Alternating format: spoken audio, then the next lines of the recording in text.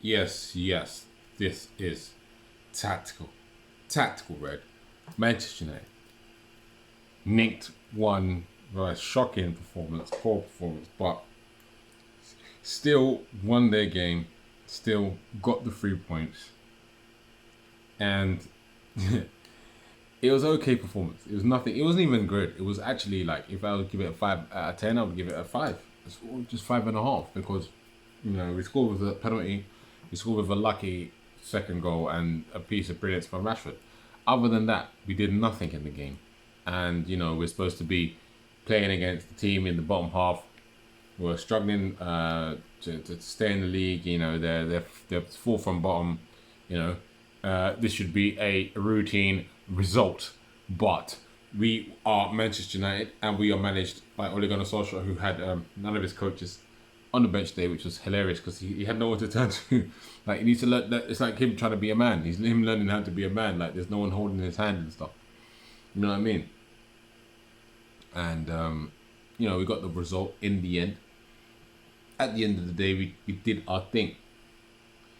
But I'm not happy with that performance.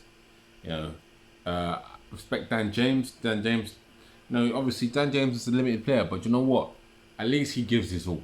Unlike Anthony Martial, whose attitude is horrendous. I'm just keeping it real. Like his attitude is horrendous. His attitude is, it's like he thinks he's the top world class player when he's not. He's done nothing top or world class in his whole career, and he's 25 years old. He's 26 this year.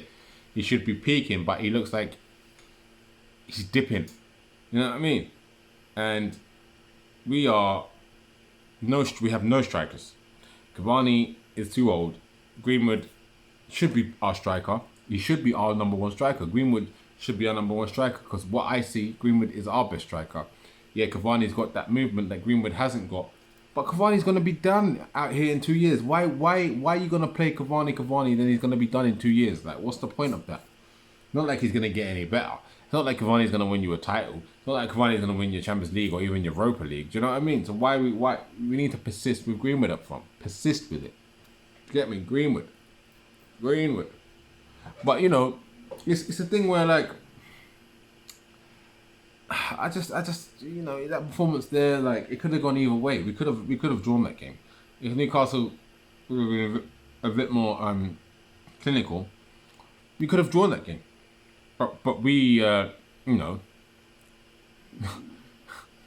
we got the 3 points in the end with a penalty and a good finish by Dan James. Nevertheless, he was in the position to score and he scored, and I respect it. I respect Dan James because Dan James is a limited player, as I said before, but he does his thing, and today and many other games in the season, he's done his thing, and I can't take it away from a person who does the thing, even though they're not first team quality players. But it's what it is.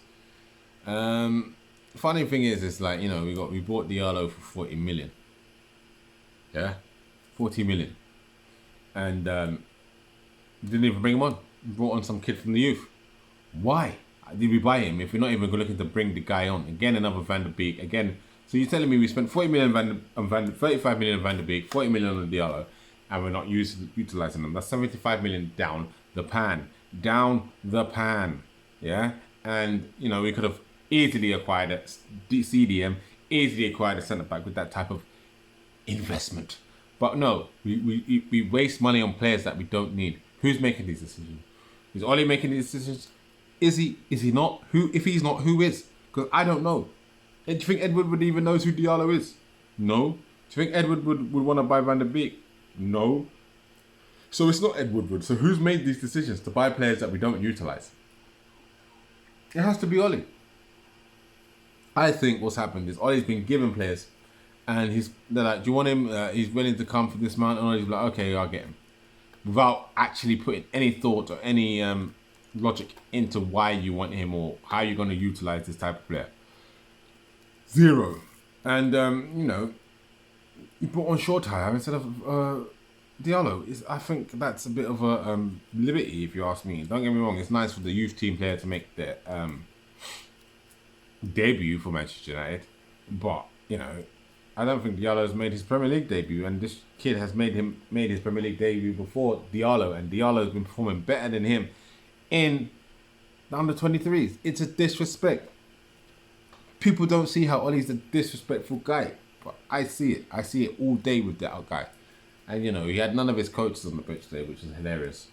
I remember there was one clip when he was just trying to like, when they, that was the clip when Newcastle scored, and he turned around. Yeah, because what he does is when obviously when something goes wrong, he doesn't make a decision. He needs someone else to. And when Newcastle scored, he turned around and no one was there. No one was there. So he turned around and no one was there. He's like, he didn't know who to look at. Like no one was there to fucking hold his hand or something. Do you know what I mean? Ridiculous, but yeah, man. Thing is, we've got harder games coming. We've got Chelsea, we've got Man City, Crystal Palace. I'm not sure that's so hard in my opinion. I think we will win that Crystal Palace game. But the Chelsea game, Man City game, I think Chelsea game we definitely have a chance of getting something. But the Man City game, that's a loss. Yeah. And Leicester look strong. Liverpool look whack. West Ham may fade out. Everton are not consistent. And who else is there? What's about it? Chelsea, they're not clinic. They're not. See with Chelsea, they haven't got a good team in it. Like Chelsea's team is not that great. Like people think it looks good, but when you actually look at it, it's not that good. So you know, it is what it is. And the way I see it is that we will probably finish fourth, and we will probably keep Ole Gunnar Solskjaer. Obviously, I don't want, but you know, what can I do? I can't do nothing about it.